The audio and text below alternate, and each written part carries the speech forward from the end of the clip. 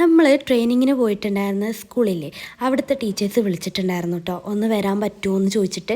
അവിടെ ടീച്ചേഴ്സിൻ്റെ എണ്ണം കുറവാണ്, അപ്പോൾ ഒന്ന് ഹെൽപ്പ് ചെയ്യാൻ വേണ്ടിയിട്ട്. അപ്പോൾ ഇന്ന് നമുക്ക് എക്സാം ഡ്യൂട്ടിയാണ് കേട്ടോ ഉള്ളത്. അപ്പോൾ രാവിലെ വീട്ടിൽ നിന്ന് ഒരു 9:30 മണിക്ക് ഇറങ്ങിയിട്ടുണ്ടായിരുന്നു. നോമ്പായതുകൊണ്ട് നല്ല ക്ഷീണം ഉണ്ടായിരുന്നു, പക്ഷെ എന്നാലും നമ്മൾ പോയിട്ടുണ്ട്. അപ്പോൾ ആദ്യത്തെ തന്നെ അവിടെ ചെന്ന് കുറച്ച് ടൈം കഴിഞ്ഞതിൻ്റെ ശേഷം എക്സാം സ്റ്റാർട്ട് ചെയ്തു കേട്ടോ. അപ്പോൾ ആദ്യത്തെ ഡ്യൂട്ടി കിട്ടിയിട്ടുണ്ടായിരുന്നത് ഓഫീസിലാണ്. അവിടെ ഒരു കുട്ടീനെ മാനേജ് ചെയ്യാനായിരുന്നു. ആ കുട്ടീൻ്റെ കണ്ണിന് ചെറിയൊരു ഇൻഫെക്ഷൻ ഉണ്ട്. അപ്പോൾ ആൾക്ക് ക്വസ്റ്റ്യൻസൊക്കെ വായിച്ചു കൊടുത്ത് ഒന്ന് ആൻസർ ചെയ്യിപ്പിക്കാനായിരുന്നു. അത് വേഗം കഴിഞ്ഞു കേട്ടോ. അത് കഴിഞ്ഞിട്ട് പിന്നെ എനിക്ക് ഡ്യൂട്ടി കിട്ടിയിട്ടുണ്ടായിരുന്നത് മേലെയാണ്.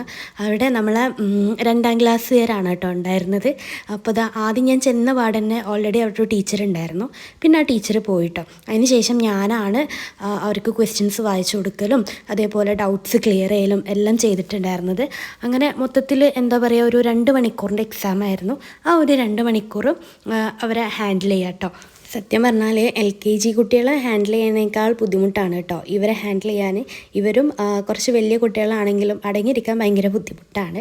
അങ്ങനെ 2 മണിക്കൂറിന് ശേഷം ഞാൻ പേപ്പേഴ്സൊക്കെ കളക്ട് ചെയ്തു, സൈനൊക്കെ ചെയ്തതിന് ശേഷം അവരിതാ വീട്ടിൽ പോകാൻ വേണ്ടി ഇങ്ങനെ റെഡി ആയിട്ടിരിക്കുകയാണ് കേട്ടോ.